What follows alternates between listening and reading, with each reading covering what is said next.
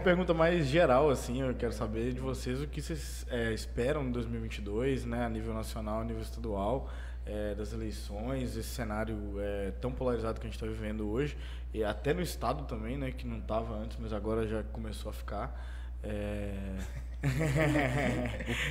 Falar até papagaio fala. E aí eu quero saber de vocês aí. Deixa eu começar falando um pouquinho do que eu vejo das eleições para a presidência, né? É engraçado, mas a gente tem muita semelhança com o que está acontecendo esse ano na eleição para a presidência do que aconteceu aqui em Minas na eleição de governador em 2018. Acabou com o café de você aqui, ó. Daqui a pouco ele abre a cerveja para compensar. Mal, hein? Tem gelado ali, se quiser. Mas o que a gente teve em 2018 aqui em Minas? A gente tinha o então governador, o Pimentel do PT, mal avaliado, né? Mas com uma base firme lá junto com ele, concorrendo contra o ex-governador, Anastasia, que na época estava no PSDB, que muito mais, eu acho, pelo PSDB e pela questão toda do Aécio e tal, também era altamente rejeitado por boa parte da população. E até o início da campanha, você tinha alguns candidatos da terceira via mineira, né? O Rodrigo Pacheco, que no início do ano era candidato ao governo, o Márcio Lacerda, que até início de agosto de 2018 era candidato ao governo e tal. Então, alguns nomes surgindo para combater essa polarização PT-PSDB aqui em Minas, a polarização então governador contra ex-governador. E o que aconteceu é que os nomes da terceira via em Minas foram ficando pelo caminho. O Rodrigo Pacheco saiu para concorrer ao Senado, o Márcio Lacerda tomou um puxado de tapete do partido dele, e a gente começou a eleição em 2018 com a população acreditando que ia ter que votar em um dos dois que eram altamente rejeitados, mas que eles topavam votar porque não queriam o outro. Esse é um cenário muito parecido com o que está acontecendo no Brasil esse ano. A gente tem o atual presidente altamente rejeitado, concorrendo contra, a princípio, o principal candidato, um ex-presidente também altamente rejeitado, candidatos de terceira via ficando pelo caminho, Moro, Mandetta, Eduardo Leite, Dória, né? Todos esses aí foram ficando pelo caminho.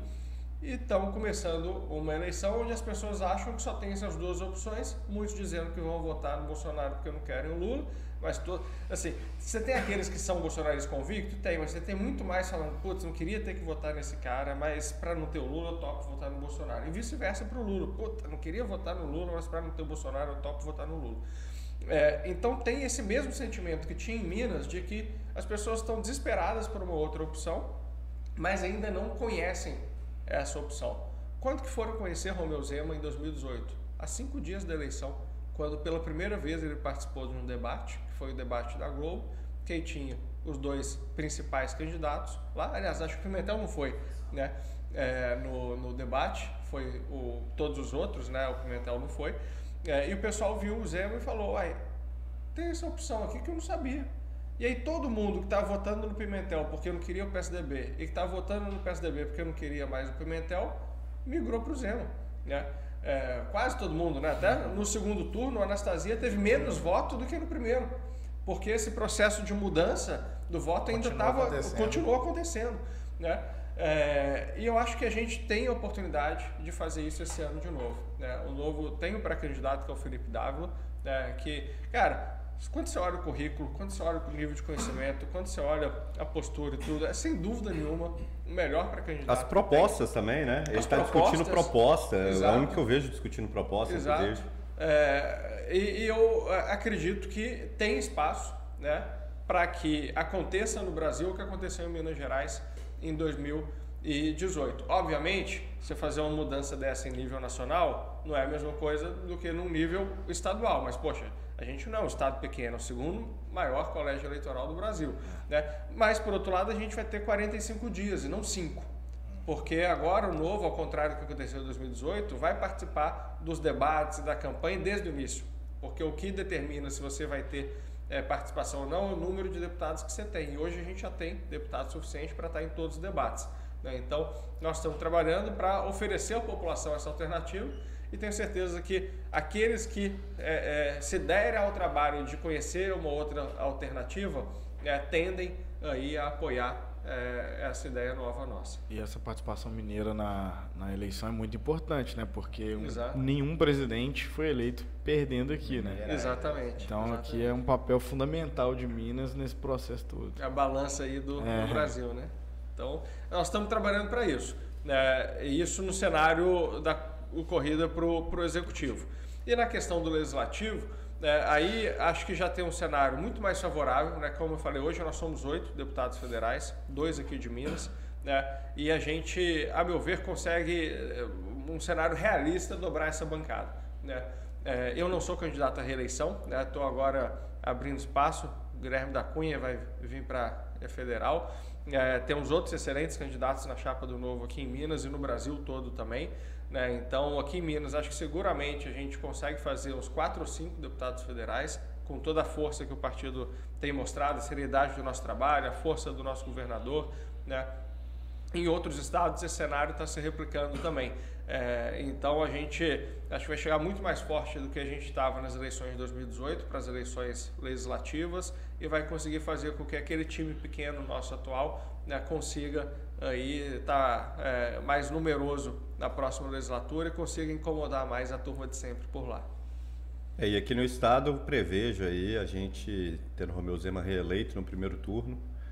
Ele está com uma popularidade já em alta e algumas boas realizações ainda da gestão dele na cara do gol para acontecer. Então, o programa talvez mais visível de obras nas nossas rodovias que estão realmente precisando de manutenção, ele já está em execução e está em execução porque ele conseguiu pôr a casa em ordem e sobrou dinheiro, que o Thiago falou o tempo inteiro aqui, fazer obra de infraestrutura, rodovia, hospital, você precisa ter dinheiro no caixa. Ele passou basicamente 3 anos pagando dívida deixada pelo governo anterior, colocando a casa em ordem, colocando o salário em dia, colocando pagamento de fornecedores em dia. O fornecedor é muito esquecido nessa história, né? Mas fornecedor de medicamento estava sem receber, estava faltando medicamento em hospital, em posto de saúde, nas farmácias populares, porque não estava pagando. Ele colocou tudo isso em dia, o serviço público está rodando bem. E a gente avalia que, mais do que propriamente a relação com o funcionalismo público na forma do salário e tudo mais, o cara atraiu mais de 230 bilhões de reais em investimento para Minas Gerais. Esse investimento vira emprego, esse investimento vira renda, vira desenvolvimento e melhora a vida das pessoas. Então, a gente tem a confiança que isso tudo vai se refletir na urna e Romeu vai ser reeleito no primeiro turno. E eu acho que vai ajudar a turbinar um aumento da bancada mineira, da bancada do Novo na Assembleia Mineira, que já seria de crescimento natural, simplesmente pela força dos números. A gente conseguiu eleger 3 deputados estaduais em 2018, concorrendo com só 23 candidatos de mais de 100 possíveis. Eram possíveis lançar, 110 candidatos, se eu não estou equivocado, 112. O Novo lançou 23, então era menos gente para juntar voto, né? E elegeu 3. Agora a gente vai ter uma chapa muito possivelmente com 78 candidatos, assim como todos os demais partidos. A gente não vai estar jogando, participando dessa corrida com um time menor que o dos outros.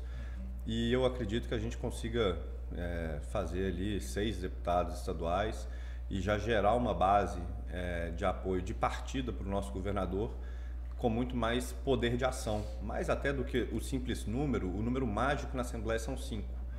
Abaixo de 5 deputados, você não forma uma bancada, você tem que se aliar a outros partidos dentro de um bloco para poder ter espaço nas comissões, poder requerer destaques em plenário e tudo mais. Com 5, você já é uma bancada autônoma e como bancada pode tomar essas decisões com muito mais liberdade.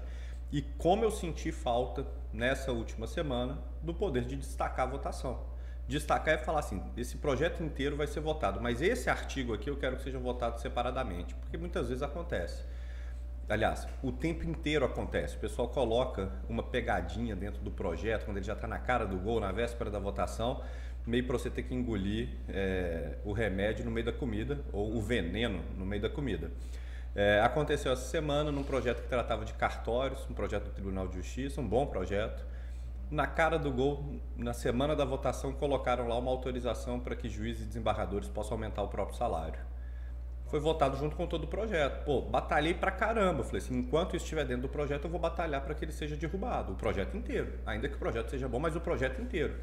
Só que quando você luta contra o projeto inteiro, quem quer as outras partes dele, fala assim, não, essa outra parte aqui é importante, a gente precisa aprovar. Eu falo, pô, mas e essa autorização imoral para que o cara possa aumentar o próprio salário? Ah, vai ser o ônus que a gente vai ter que pagar para poder ter essa outra parte que é boa. Se o Novo tivesse 5 deputados, a gente ia ser uma bancada, eu ia falar assim, tudo bem, o artigo 10 aqui a gente vai votar separado. Vamos votar o resto que é bom, isso aqui a gente vota separado.